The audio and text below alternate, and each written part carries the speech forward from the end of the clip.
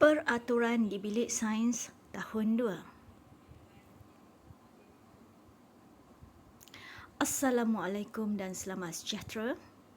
Apa khabar kamu semua pada hari ini? Cikgu harap kamu semua berada dalam keadaan yang sihat walafiat.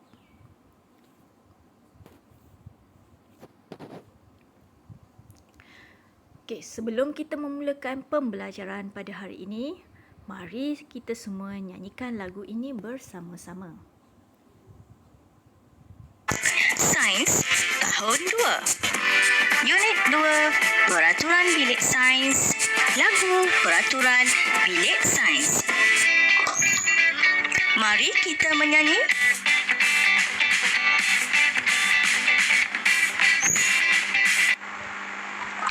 Lagu Peraturan Bilik Sains. Sedia. 1, 2, 3.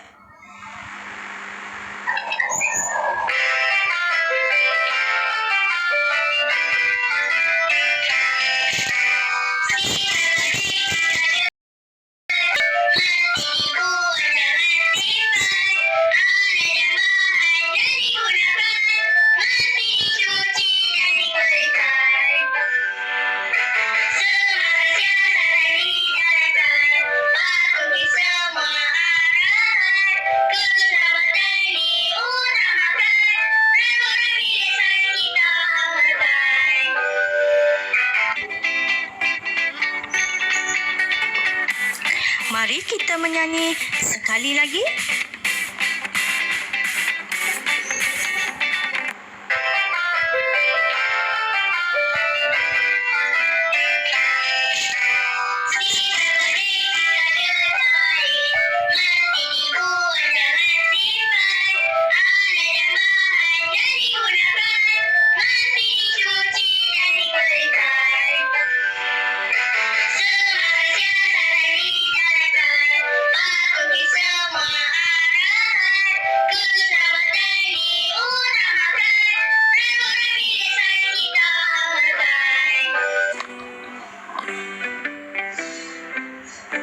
Selamat belajar. Terima kasih dan jumpa lagi.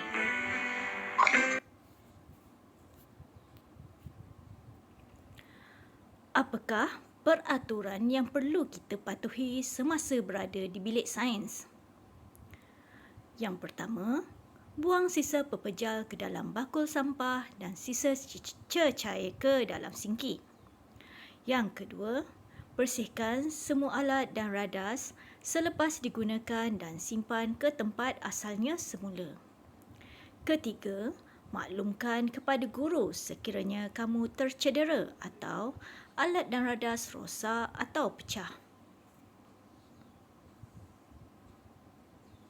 Okey, mari kita perhatikan dan kita tonton video di bawah untuk penerangan lebih lanjut. Unit 2, Peraturan Bilik Sains.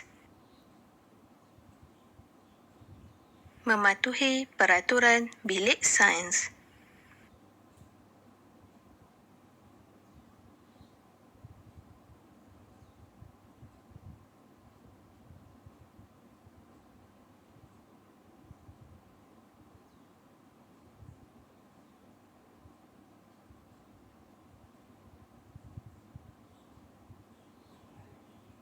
Peraturan pertama, beratur sebelum masuk ke bilik sains.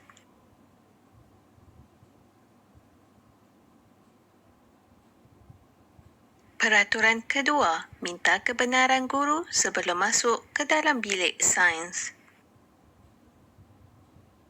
Peraturan ketiga, bawa buku dan alat tulis yang dibenarkan sahaja.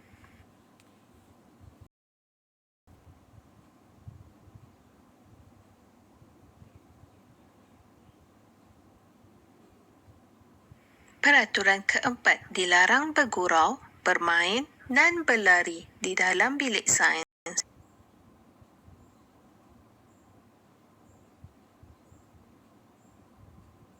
Peraturan kelima, dilarang makan dan minum di dalam bilik sains.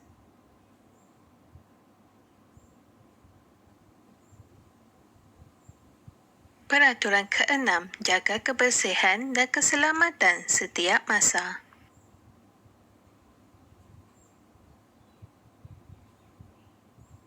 Peraturan ke-7, bersihkan semua alat dan radas selepas digunakan.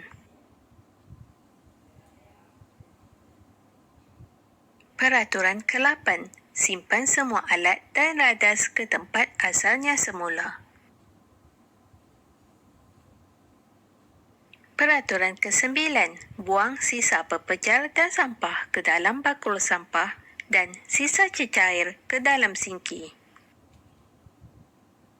Peraturan ke-10, maklumkan kepada guru sekiranya tercedera atau alat dan radas rosak atau pecah.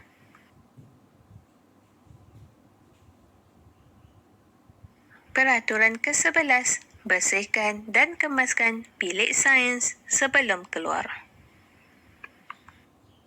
Memahami peraturan bilik sains. Apakah yang akan berlaku jika kamu mematuhi peraturan bilik sains?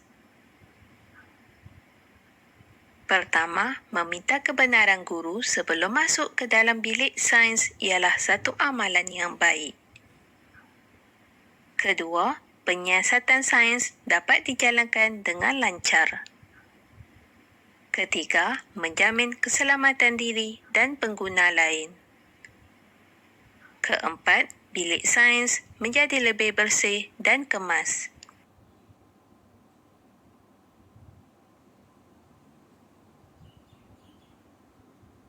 Apakah yang akan berlaku jika kamu tidak mematuhi peraturan bilik sains? Pertama, penyiasatan sains tidak dapat dijalankan dengan lancar. Kedua, bermain di dalam bilik sains boleh menyebabkan kecederaan. Ketiga, cecair keluar mengalir ke lantai dan sinki tersumbat. Keempat, bilik sains menjadi kotor dan bahaya. Kelima, beg sekolah yang diletakkan di dalam bilik sains boleh mengganggu pergerakan orang lain.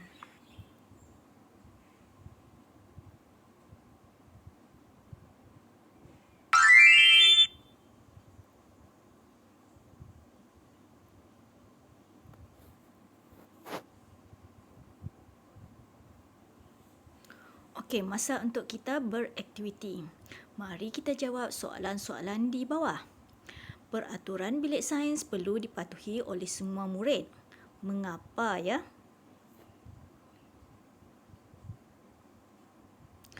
Okey. Mengapa? Supaya tiada kemalangan atau perkara yang tidak diingini terjadi kepada semua murid. Soalan 2. Azrai membuangkan sisa cecair ke dalam bakul sampah. Adakah tindakan Azrai itu betul? Mengapa? Jawapannya, tindakan Azrai adalah salah kerana sisa cecair yang dibuang akan mengalir keluar ke lantai.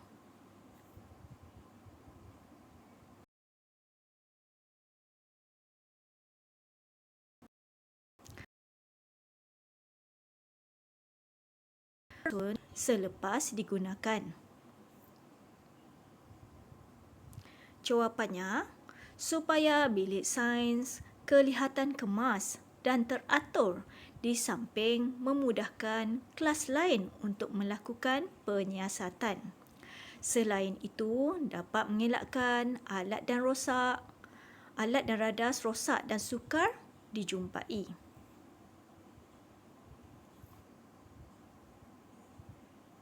Oleh itu, kita perlulah mematuhi dan mengamalkan peraturan bilik sains supaya bilik sains sentiasa kemas, bersih, teratur dan selamat. Okey, terima kasih anak murid cikgu kerana menghadiri kelas pada hari ini. Bye.